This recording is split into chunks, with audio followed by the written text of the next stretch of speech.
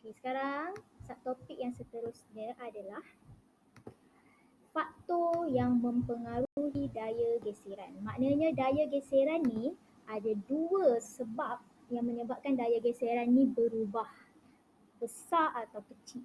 Maknanya besar daya geseran tu maknanya susah awak nak tolak, ataupun kecil bermakna daya geseran tu senang, awak nak membuat sesuatu perkara tu senang, awak nak tarik sesuatu atau tolak sesuatu senang. Jadi ada dua je faktor yang menyebabkan daya geseran ni berubah-ubah.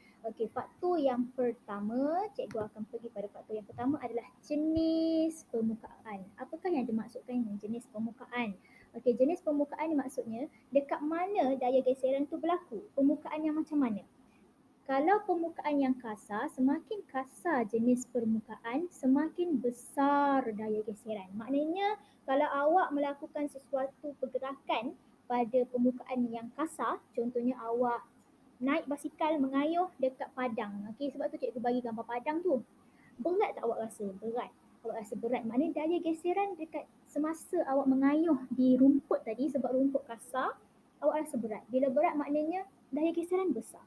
Tapi bila awak kayuh dekat atas permukaan yang rata, yang licin, contoh dekat simen, senang, seronok, laju je awak pergi. Maknanya daya geseran semasa di atas simen tu kecil. Nak tahu daya geseran tu besar atau kecil? Susah atau senang awak nak buat pergerakan tu. Okey, contoh yang kedua, faktor yang kedua yang menyebabkan daya geseran besar atau kecil yang mempengaruhi daya geseran adalah jisim. Ada dua sahaja. Yang pertama jenis permukaan, yang kedua jisim.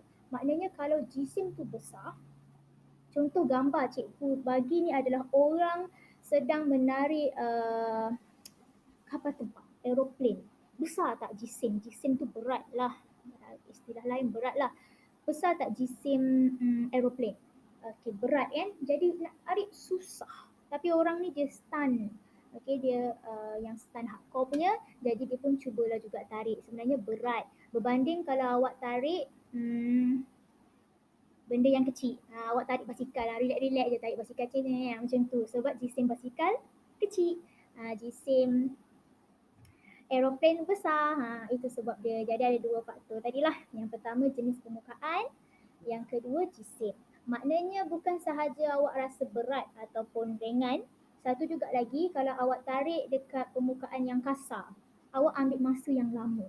Contoh awak naik basikal dekat rumput, awak ambil masa yang lama kan? Maknanya kat situ daya geseran besar. Kalau awak kayuh basikal dekat permukaan simen, cepat je, laju je awak sampai garis penyelamat. Okey, maknanya kat situ faktor masa singkat atau cepat pun adalah disebabkan daya geseran. Jadi lepas ni kita akan pergi pada latihan. Cikgu akan bagi latihan lepas cikgu dah terang-terangkan ni untuk awak jawab. Kalau masa pendek maknanya daya geseran dia kecil lah, sebabnya senang je awak nak tarik kan.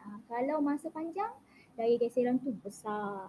Besar tu maknanya susah awak nak tarik, sebab tu awak ambil masa yang panjang. Okey.